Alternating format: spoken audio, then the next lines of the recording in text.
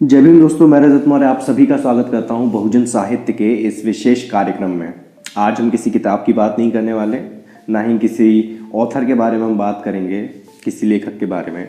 आज हम बात करेंगे राजनीति के बारे में। यूपी का चुनाव है तो माहौल थोड़ा गर्म है।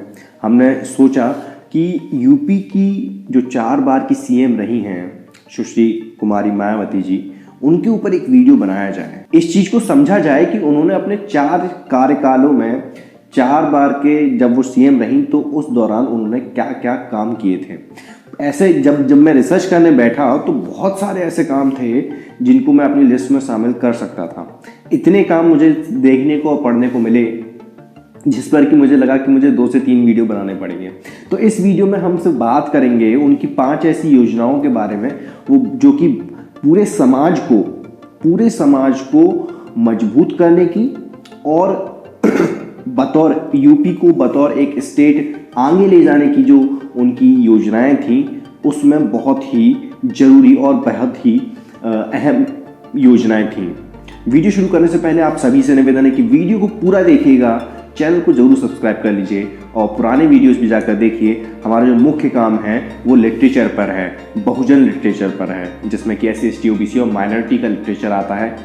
उस पर हम उन किताबों को हम रिव्यू करते हैं, उन किताबों के ऊपर हम चर्चा करते हैं। अगर आप लोग बहुजन साहित्य की आर्थिक मदद करना चाहते हैं, आप चाहते हैं कि बहुजन साहित्य लगातार इसी तरीके से अपना काम करता रहे, आपसे निवेदन है कि यहाँ स्क्रीन पर मेरे अकाउंट डिटेल आपको शो हो रहे होंगे, उसके माध्यम से आप जितनी चाहें उतनी समर्थन राशि हमें भेज सकते हैं। ये बात तो आप सभी को पता होगी, पूरी दुनिया में ऊर्जा को लेकर अपने आप की एक तरह की लड़ाई चल रही है।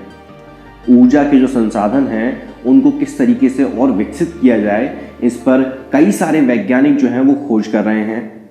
लेकिन भारत के अंदर हम देखते हैं कि अल्टरनेटिव सोर्स ऑफ एनर्जी पर बहुत कम काम किया जाता है। पिछली जितनी भी सरकारें रही हैं, केंद्र सरकारें हों या फिर जैसे मैं मध्य प्रदेश में रहता हूं, तो मध्य प्रदेश की सरकार ने अल्टरनेटिव सोर्स ऑफ एनर्जी के ऊपर कितना काम किया ये आप खुद ही जाकर सर्च कर सकते हैं। कुमारी मायावती जी ने अपने दूसरे कार्यकाल में उत्तर प्रदेश का पहला सोलर प्लांट लगाया, जिसकी लागत थी तकरीबन 800 करोड़ रुपए, जो कि इलाहाबाद से तकरीबन 25 किलोमीटर दूर नैनी नामक जगह पर लगाया गया था, जो कि एक कोलैबोरेशन था 2 कंपनियों के बीच, जो कि सरकारी कंपनी ही थी। एक था पावर कॉर्पोरेशन लिमिटेड और दूसरी थी विद्युत वितरण निगम लिमिटेड। इन दोनों कंपनियों के साथ मिलकर कुमारी मायावती जी ने अपने दूसरे कार्यकाल में सोलर प्लांट की, सोलर ऊर्जा से, सूर्य की रोशनी से जो हम ऊर्जा इकट्ठी करते हैं, उसके लिए एक प्लांट लगाया। अब इस चीज से आप समझ सकते हैं कि कुमारी मायावती जी का जो विजन था उस समय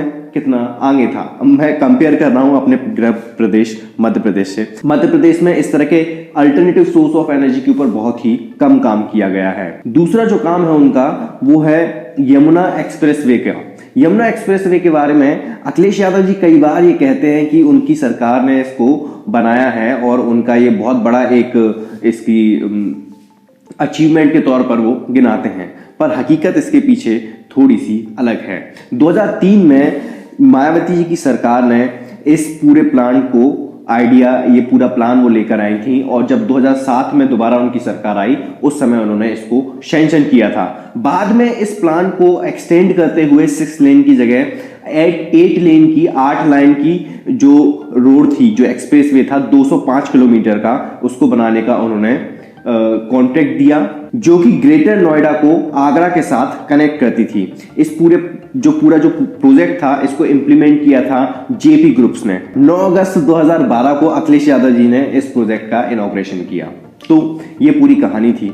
अब आप ये चीज समझ सकते हैं कि जब 6 लेन को एक्सटेंड करके वो 8 लेन हुआ, लेकिन 6 लेन की भी एक 205 किलोमीटर की परियोजना प्रारंभ करने का श्रेय जो जाता है वो कुमारी मायावती जी को जाता है, उनकी सरकार को जाता है। इसी तरह का उनका एक तीसरा प्रोजेक्ट था जो कि राजनीति की भेंट चढ़ चुका है, बलि चढ़ चुका है, उसके बारे में मैं जिक्र करूंगा, जो कि उनका बहुत ही महत्वाकांक्षी प्रोजेक्ट था। हम अक्सर ये चीज़ सुनते हैं कि भारत के अंदर इंफ्रास्ट्रक्चर नहीं है, इसलिए यहाँ के जो बच्चे हैं, यहाँ के जो लोग हैं वो स्पोर्ट में बहुत अच्छा नहीं कर पाते।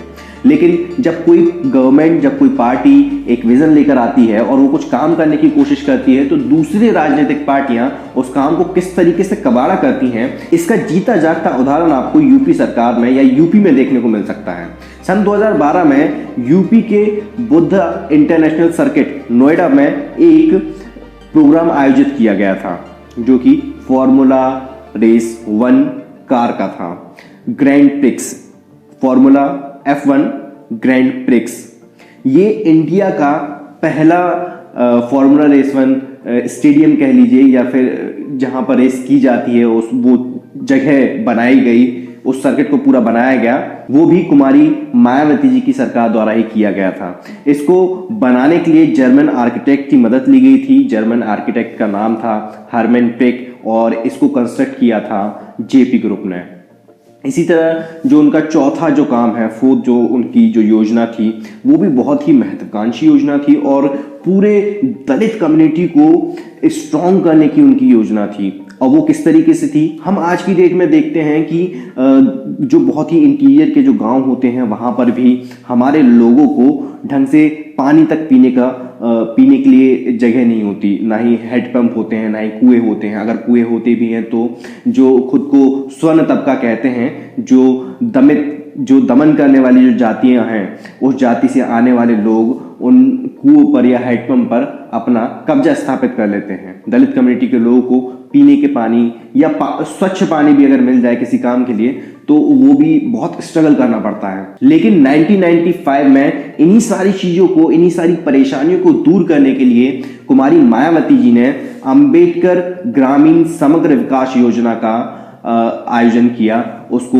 लॉन्च किया। इस योजना का जो मुख्य लक्ष्य था वो था बेसिक इंफ्रास्ट्रक्चर प्रोवाइड कराना ऐसे गांवों को जहां पर दलित, ट्राइब्स और माइनॉरिटी के जो लोग हैं उनका रहवासियां ज्यादा है। और इसी चीज को फिर जब वो 2007 में जब अब गवर्नमेंट आती है मायावती जी की, इस चीज को फिर वो और एक्सटेंड करती हैं और फिर उन्होंने जो एक शुरुआत में जो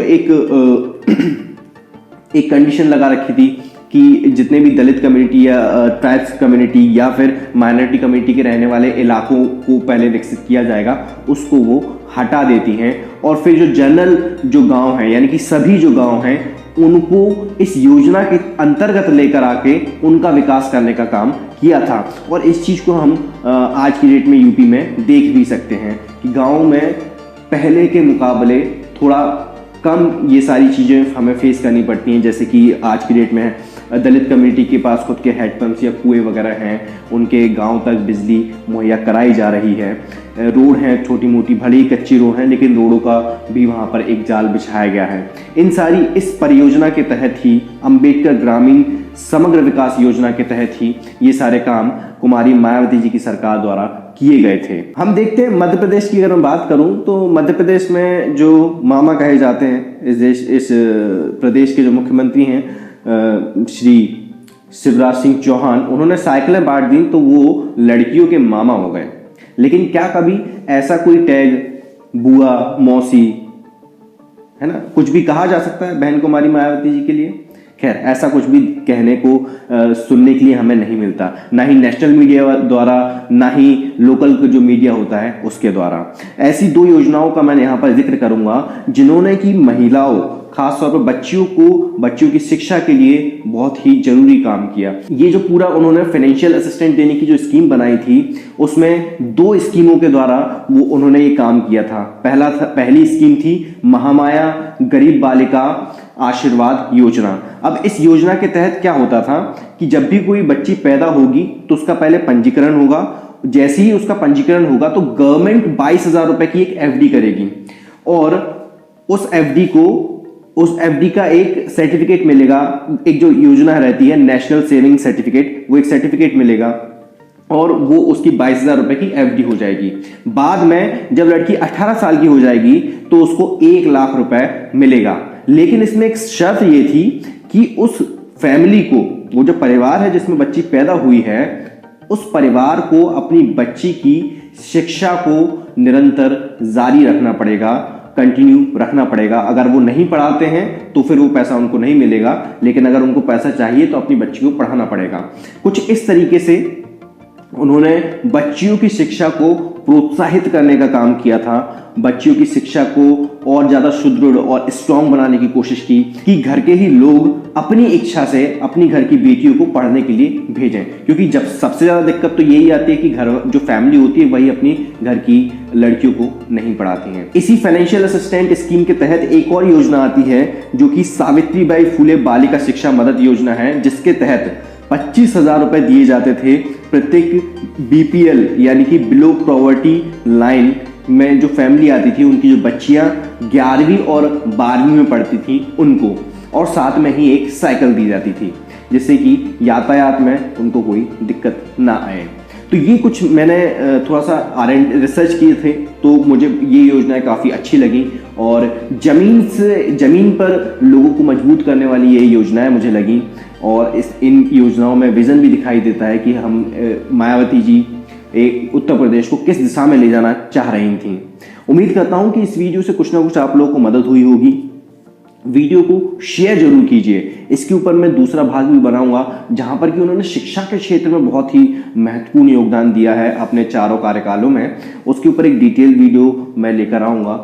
उम्मीद करूंगा कि इस वीडियो को आप सबसे ज्यादा शेयर करें और उन लोगों के मुंह पर चस्पा करें जो ये कहते हैं कि मायावती जी के कार्यकाल में सिर्फ घोटाला हुआ है, काम नहीं हुआ, उन्होंने केवल पत्थरों की मूर्तियां लगाई हैं। खैर, हम तो ये कहते हैं कि उन्होंने पत्थरों की मूर्तियां लगाई हैं, वो भी जरूरी थी। मैं रजत मौर्य मिलता हूं आपसे अगले वीडियो में फिर किसी किताब के साथ या फिर किसी ऐसे ही किसी खास वीडियो के साथ। तब तक अपना और अपनों का ध्यान रखिए, पढ़ने की आदत को विकसित कीजिए, क्योंकि पढ़ेगा इंडिया तभी तो बढ़ेगा इंडिया। जय भीम, जय भारत, जय संविधान, जय जोहार।